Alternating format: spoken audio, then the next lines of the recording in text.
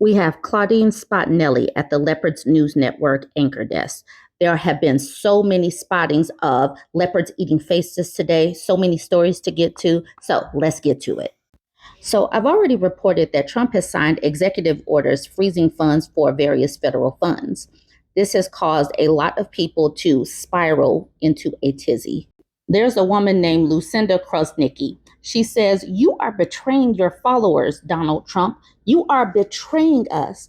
I'm an elderly woman and you're taking away food stamps. You're taking away the WIC program for children. Who are you? You're letting us down and we put you there. You really thought that he cared about poor and disabled and elderly people. And what made you think that?" She continues with, "This message is for Elon Musk. I'm getting to know you better here on X. And if you're going to be partnered with Donald Trump, I can tell you're a more compassionate man than he is. Please tell him to stop doing the horrible things that he's doing to the people that voted for him, right? Please eat their faces over there. We voted for you. Don't take away my money. Take away their money." What makes her think that Elon Musk cares? Like, and why does she think that she knows this man based on his tweets? Sarah says, "Why did you vote for him? None of this should be a surprise." Mar says, "You knew he would do this. We tried to tell you." Dobermans for Pete says, "You think Schnazis are compassionate?" And then this person named Gabby posted hashtag MAGA morons, a bunch of laughing emojis, and then posted this article.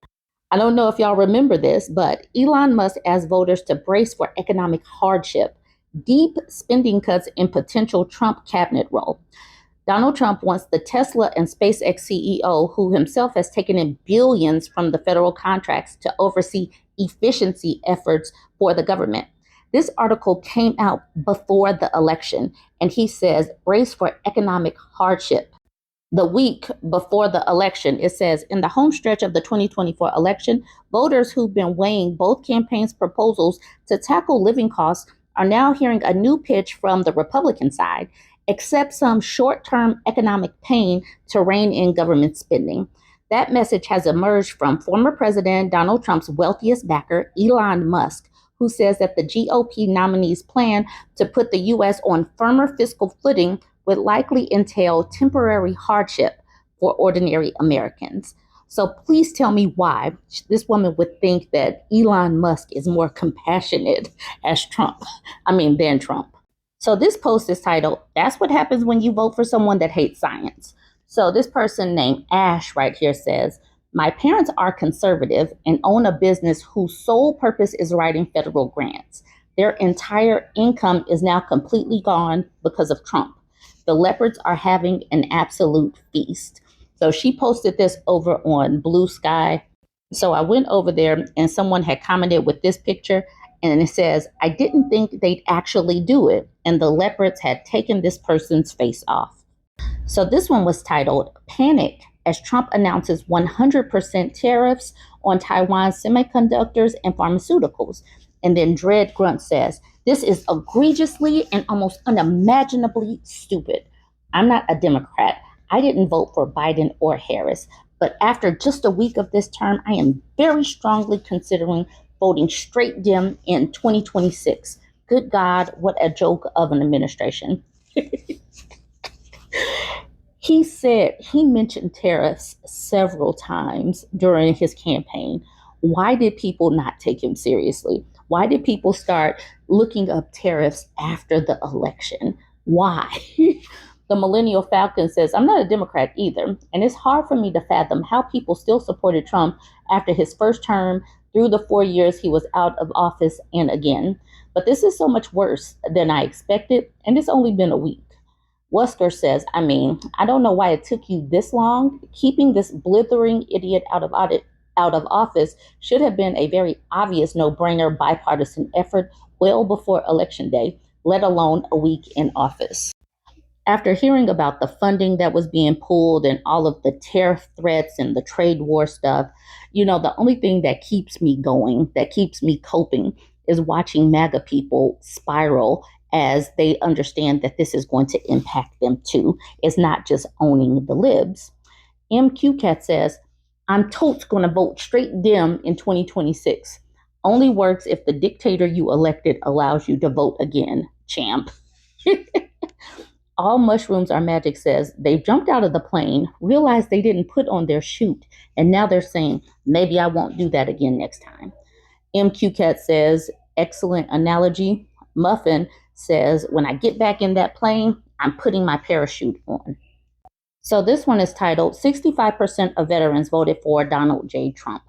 Christopher Hill says every veteran who is applying for a VA housing loan will have their application canceled and denied today at 5 p.m. Eastern Standard Time by Donald Trump.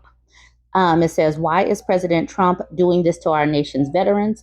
And it says, President Donald Trump will cancel and deny every veteran's application for a VA housing loan today. He, like, when has he actually ever acted like he cared about the military? Like, I'm confused about why these people are confused. This person says 65% of veterans voted for Donald J. Trump, and nearly 100% of Republican politicians have voted against veteran bills for decades consistently. They're a fool if they bought into the fake patriotic lip service. They don't give a gosh darn about veterans. Portable Zombie says they never have, but the military and vets continue to pay homage to Republicans for some reason. As a vet, I've never understood it. Orange says, I assume it's the toxic masculinity that attracts them. Liberals are weak because they support basic human rights. I doubt the rationale goes beyond that. Kostadi says toxic masculinity and aesthetics of patriotism. JT Misseltits says a thin veneer of patriotism over a rotten mass of white Christian nationalism. You know, the facts over feelings people voting on feelings. So this was posted in the Gen Z subreddit. It says, if you voted for him and you're currently in college through FAFSA and financial aid, I hope you're happy. So this screenshot says Trump is attempting to unilaterally freeze trillions of dollars in federal spending that's been duly appropriated by Congress. This is completely insane and illegal. He's seizing unlawful control over the constitutional spending power. 5-alarm fire. It says White House pauses all federal grants, sparking confusion. And we've already talked about what's going on. Okay, so let's do a few of the comments under this post. OK Gas says, I'm a wastewater engineer and attended a professional conference yesterday. About half of the presentations included something about how the new administration is going to F up planning and funding, especially for climate resiliency. That's probably going completely out the window. I don't know. Enjoy dying in a flood, dipshits. All I could do was kind of laugh at that one. And then Any Maintenance says, call everything private industry and manly jobs infrastructure projects, and just remove the word climate resiliency in the grant applications. Use their kakistocracy language. I'm not sure if I pronounced that word, kakistocracy. And then this person says, that means government by the least suitable or competent citizens of a state. Damn, good word. Yes, it is. You just got to practice saying it a couple of times. World Rambler says, I'm an engineer too. Part of me really does want to watch MAGA burn with all their dipsh ideas. The big effing orange called them stupid, illiterate pushovers with no value to their faces. And they voted for him and his millionaire puppeteers. They really do deserve everything that's coming to them. When the depression hits this time, instead of referring to their new shack cities as Hoovervilles or ghettos, they should call them Trumpistans or MAGA dumps.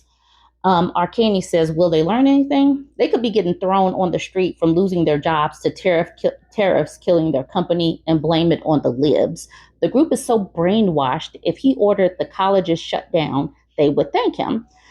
And then Monkey Carter says, Vance already called professors enemy of the state, so that's definitely in their playbook. Let's end with Corey. She says, my dean was so sure Trump was going to be a good thing for our college. Mayhaps I should laugh in her face today. And I guess this is her dean, Gabriel A. Perry. She says, as of today, the Trump administration has issued a freeze on federal loan and grant programs. Social Security and Medicare have been spared. This includes SNAP, TANF, WIC, student loans through the Department of Education. He is doing what he said he was going to do. Why are these people confused that their faces are being eaten? Please weigh in, like, comment, and share.